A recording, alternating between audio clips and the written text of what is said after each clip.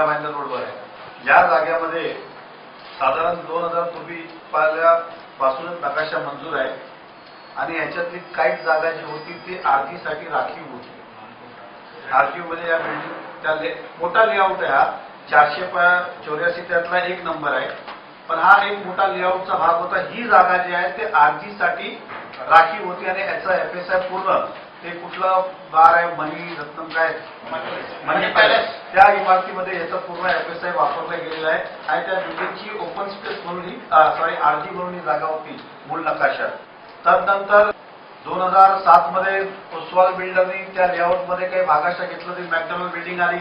हा लेआउट परत रिवाइज झाला, त्यामध्ये सुद्धा ही ओपन स्पेस म्हणून आहे 2007 साली, म्हणजे याचा एफएसआय पूर्ण हे वापरलेलं आहे।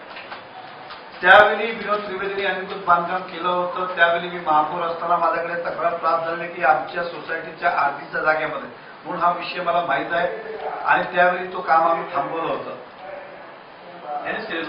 त्यांनी त्यावेळी इलिगल बांधकाम सुरू केलेलं विनोद त्रिवेदींनी। त्यावेळी मी महापौर सेम जगह पे परमिशन में कुछ भी लेके आरजी के अंदर बिल्डिंग का काम चालू किया था। तब मैं मेयर था, मेरे को सोसाइटी वाले आए थे, कहा कि हमारे आरजी की जगह में बिल्डिंग बांध रहे। तब वो काम हमने नगर पालिका के माध्यम से रुकाया था।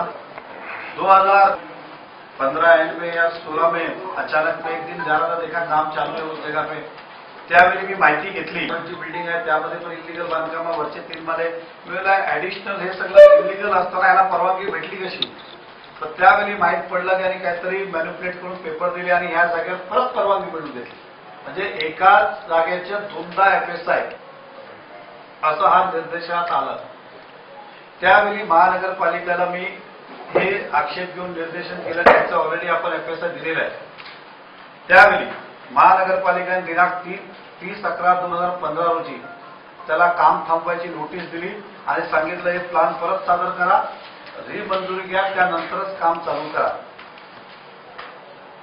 अशा प्रकारचं पत्र, ते पत्राची कॉपी मी आपल्याला देतो। हे काम त्यानंतर थांबलं गेलं। हा व्यक्ती माझं आणि विनोद त्रिवेदीचं वर्षोनुवर्ष कधी बोलणंच नव्हतं।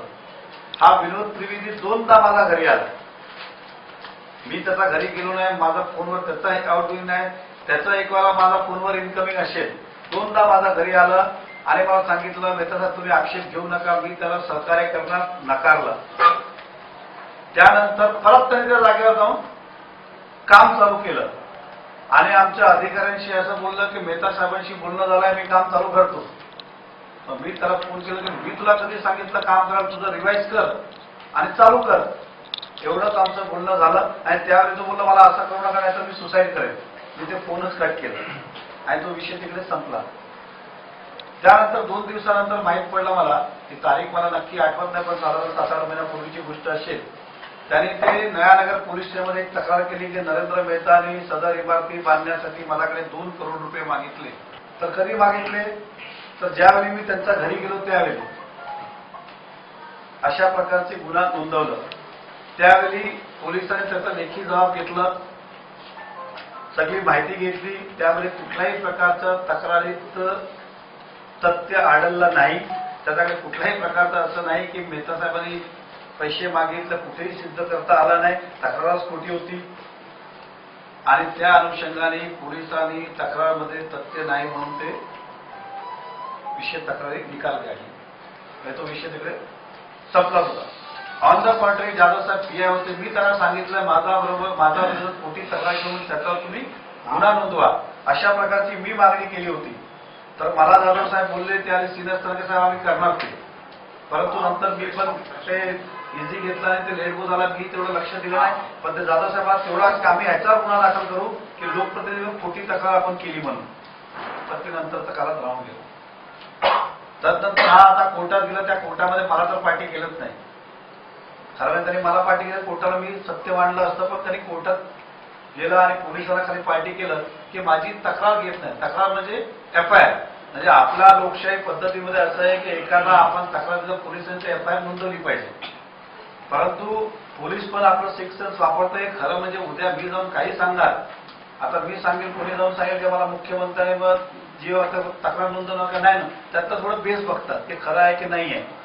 पण त्यावेळी त्याच्या तक्रारीत बेस नव्हतं म्हणून ते एफआयआर घेत नाही. मग कोर्टाने अशा प्रकारचे आदेश दिले आहे की तुम्ही तक्रार तर घ्या, एफआयआर घ्या, कॉग्निझन्स तो म्हणतोय ते ऐकून घ्या आणि पोलिसांना नंतर तपासात काय निष्पन्न होतोय तो हा नंतरचा भाग आहे. तो दिस इज ऑनली हे जे झालेलं आहे हा काही गुन्हा घडला नाही, प्रकार घडलेला नाही. पोलिसांनी ऑलरेडी इन्व्हेस्टिगेशन केलेलं आहे, त्यात कुठलेही तथ्य नाही आहे आणि जो माझा माहितीप्रमाणे जो जबाब त्यांनी पहिला दिलेला तोच जबाब त्यांनी आता दिला, काही नवीन काही केलेलं नाहीये. कोर्टाने फक्त एवढंच सांगितलेलं आहे खाली की तुम्ही ते एफआयआर का घेत नाही, म्हणजे फर्स्ट इन्फॉर्मेशन जे तुम्हाला मिळते ते तुम्ही घेत नाही. काय कोर्टाने असं कुठे सांगितलं ना तुम्ही अरेस्ट का नाही केलं, तुम्ही कारवाई का नाही केली, हे नाही. ऑनली दॅट की तुम्ही ते कॉग्निझन्स का घेत नाही ते तुम्ही घ्या आणि नंतर यू गो फॉर इन्व्हेस्टिगेशन.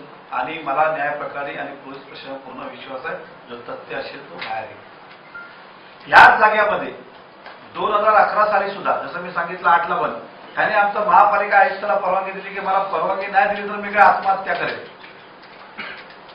म्हणजे अशा प्रकारचे ब्लॅकमेलिंग ह्याच सर्वे नंबरवर.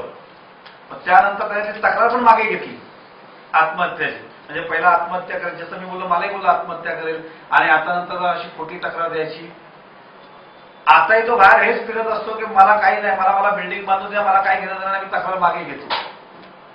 मला ज्या मिलिटरीने सांगितलं आम्ही असं बली पडणार नाही, दबावाखाली येणार नाही, त्यांनी तक्रार केली. आमच्या न्यायप्रणालीवर विश्वास आहे आणि मला माहिती आहे की दूध का दूध पाणी का पाणी होगा. तर अशा प्रकारची ही तक्रार आहे आणि अशा प्रकारचा एफआयआर तो रजिस्टर्ड झालेला आहे. It is the FIR registered. कुठलाही असं प्रकारचं त्यामध्ये अजून काही निष्पन्न झालेला नाही आहे. म्हणून मी या जागेवर तक्रार 2 कोटीचं खंडणी असलं तरी मी इकडे बसलो म्हणून मला आपल्यावर आणि न्यायप्रणालीवर विश्वास आहे म्हणून इकडे बसलेलो आहे. तर आपल्या माहितीसाठी हे आम्ही सादर